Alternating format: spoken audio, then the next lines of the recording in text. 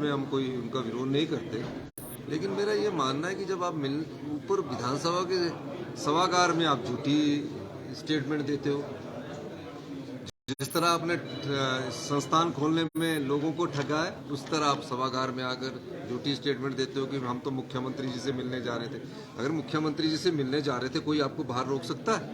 आप विपक्ष के नेता है, सभी चुने हुए विधायक सम्मानित है। फिर जब मैं बाहर निकला तो उठ के बाहर की तरफ जाने लगे और किस प्रकार का वक्तव्य वो अंदर दे रहे थे। तो उसमें सत्ती जी और पवन काजल जी बाहर जाने चाह रहे थे। हमने बोला हमारे साथ चलो, कोई मांग है तो बताओ। तो इस दृष्टि से पूर्व मुख्यमंत्री रह चुके हैं, उन्हें सच बोलना चाहिए। यही हमारा उनसे अनुरोध रहेगा कि जो वास्तविकता है वो जनता के सामने आनी चाहिए। सर, चेन लेकर अंदर आए संजय दत्त ने भी ये कहा कि देखिए, भी है, लोहे की चेन लेके अंदर आए। अब ये तो उन्हें सोचना चाहिए कि इस विधानसभा की अपनी गरिमा है। इस विधानसभा के इतिहास में आज तक कोई लोहे की चेन लेकर नहीं आया। 75 साल का इतिहास हो गया इस विधानसभा में, वो लोहे की चेन लेकर आए। कोई वारदात हो जाती, कोई घटना हो जाती, कौन जिम्मेवार था इसका? आप आइए, विरोध करिए। विरोध के कई तरीके। लोहे की चेन लेकर आने का कोई मकसद नहीं है। किस उद्देश्य से आए?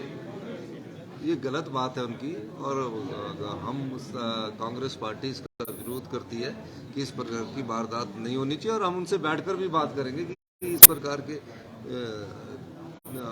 हरकतों से अच्छा नहीं होता है। आपका विरोध करिए, आप विधानसभा में हमें तर्क वितर्क के आधार पर घेरिए। हम आपकी सब चीजों को सुनने के लिए तैयार है। मैंने तो कल ये भी कहा कि जब विपक्ष के नेता जयराम ठाकुर जी उठना चाहे उठ सकते हैं, मैं बैठ जाऊंगा। फिर भी वो हमारी बात को नकार रहे हैं, नहीं सुनना चाहते हैं, नहीं बात करना चाहते हैं।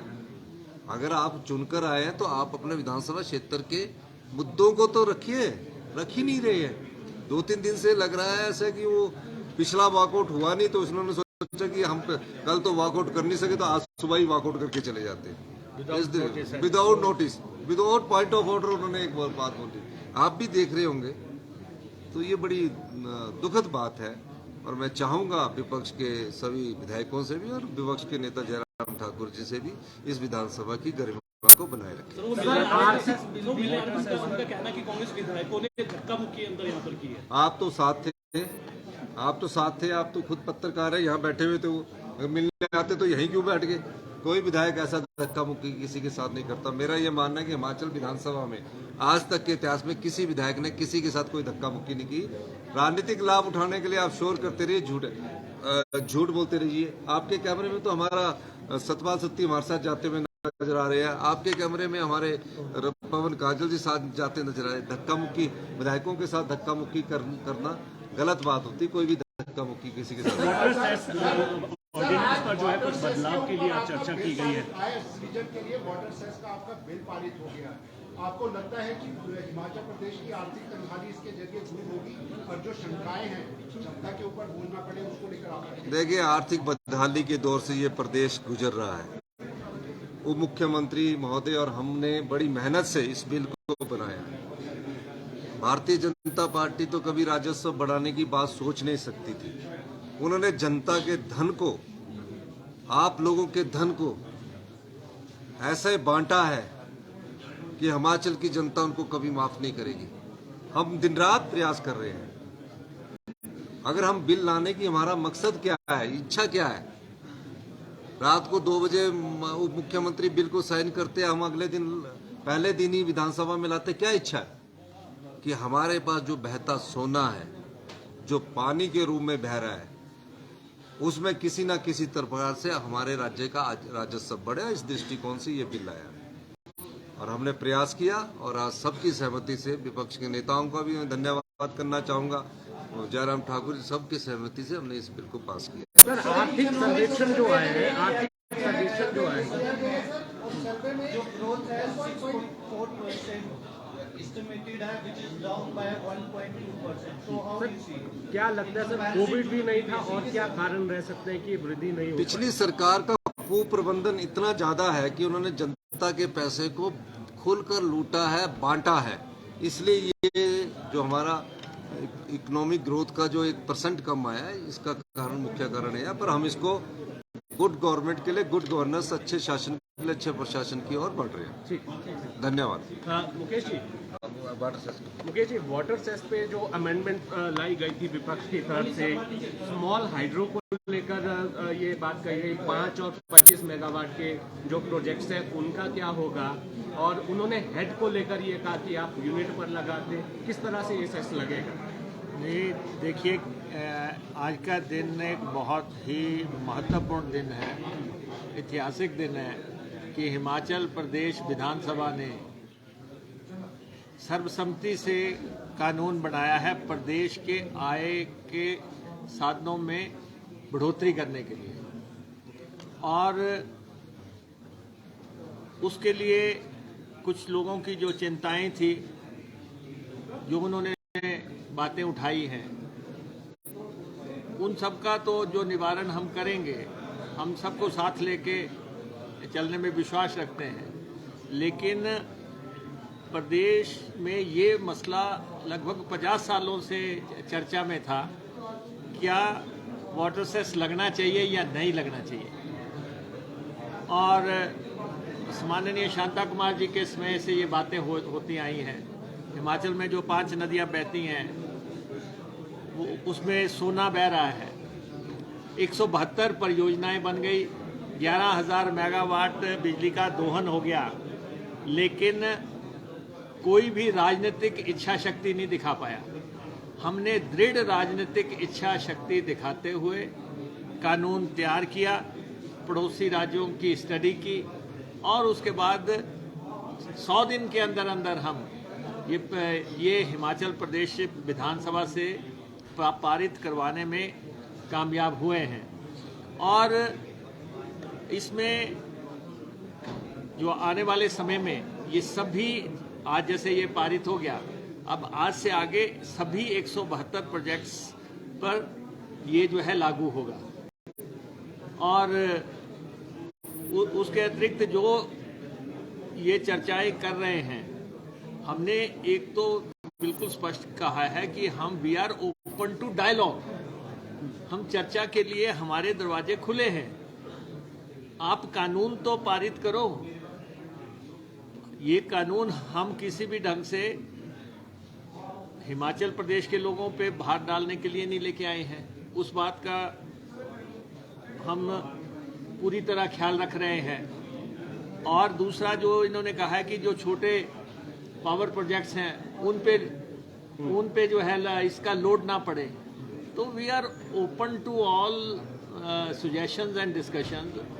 और लेकिन सबसे बड़ी बात है कि आज वो दिन आ गया जबकि हिमाचल प्रदेश में बहने वाले पानी पे सेस लग गया, और पानी स्टेट सब्जेक्ट है, पानी हमारा है, पानी का दोहन करने वालों पे सेस लगना चाहिए।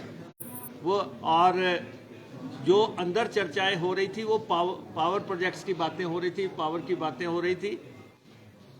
पावर जो है वो सेंट्रल सब्जेक्ट है, पानी जो है राज्य का अधिकार क्षेत्र है।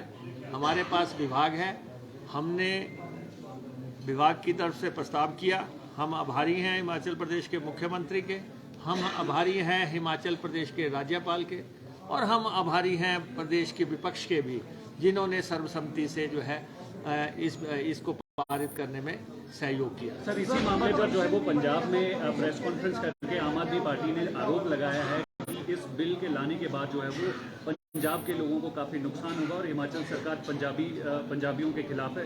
ये वर्ड्स जो है वो आम आदमी पार्टी ने नहीं, उनका तो कोई मतलब ही नहीं है।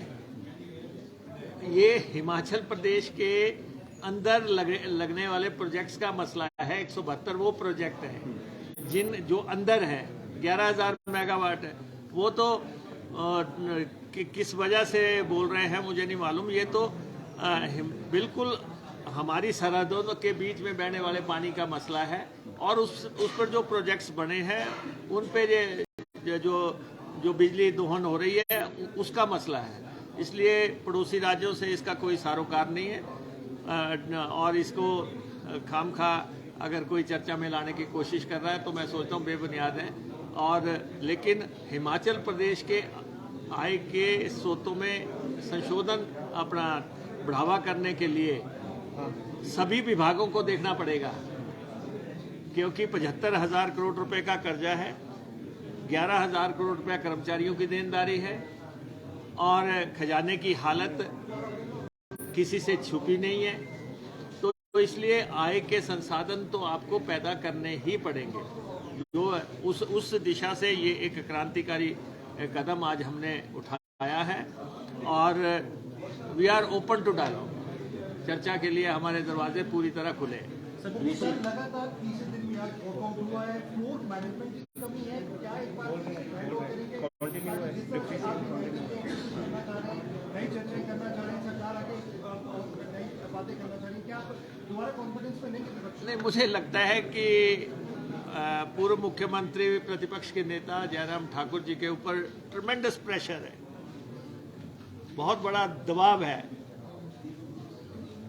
और कि असेंबली नहीं चलने देनी है और इसलिए जो है वो जिस आज तो उन्होंने कोई नोटिस भी नहीं दिया, आज उन्होंने कोई नोटिस भी नहीं दिया, स्पीकर से आग्रह भी नहीं किया, पॉइंट ऑफ ऑर्डर भी नहीं लिया और आज वो सीधे ही लग पड़े। तो इसलिए आज बात सामने आ गई कि उनके पास कोई कुतर्क कुछ भी नहीं था। आज कल ये मसला चर्चा में आया संस्थानों का। चाहिए तो ये था कि जयराम ठाकुर जी ने जाते जाते 900 संस्थान खोल दिए, 900 इंस्टीट्यूशन उन्होंने खोले और सिर्फ सत्ता बचाने के लिए, सरकार बचाने के लिए उन्होंने 900 संस्थान खोले, लेकिन सरकार नहीं बची। उनको तो सदन में आके जो है सॉरी फील करना चाहिए, माफी मांगनी चाहिए कि भाई मैंने गलत किया, मैंने बिना प्रावधानों के, बिना वित्तीय प्रावधानों के मैंने संस्थान खोल दिए, मैंने जुआ खेला था कि मैं सरकार बचा सकूं, सरकार नहीं बची। और अब जब सरकार बदल गई है तो उनको मन से, वचन से, कर्म से, सोच से ये मान लेना चाहिए सरकार बदल चुकी है। अब डिक्टेट्स नहीं चलेंगे। ये जो कल वो बार बार कह रहे थे कि जो हम कह रहे हैं लागू करो, ऐसा नहीं है।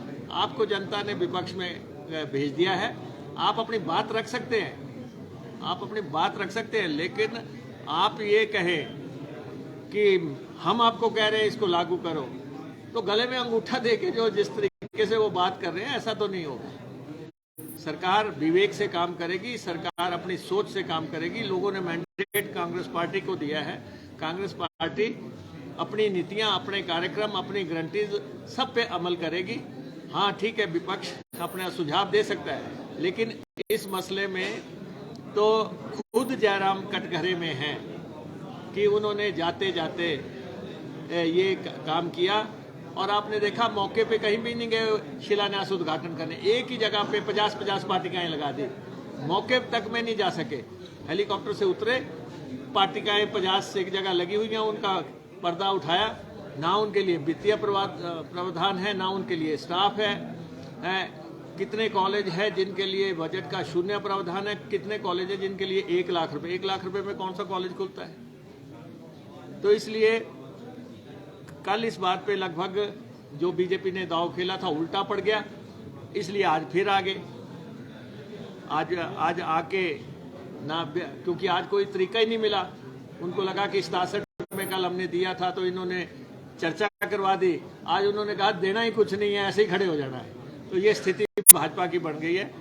तो उनसे हमारा ये आग्रह है कि ये सफर बहुत लंबा है, 5 साल का सफर कटे नहीं कटता, हमने काटा है, हमें मालूम है 5 साल कितने लंबे होते हैं, इसलिए शांति रखे, धैर्य रखे। सर एक बात और कही मुख्यमंत्री ने कि लीन पीरियड में जो है वो बिजली दूसरे राज्यों से खरीदनी पड़ती है, ऐसे में 200 मेगावाट जो है वो सोलर एनर्जी के जरिए जो उस कमी को पूरा किया जाएगा।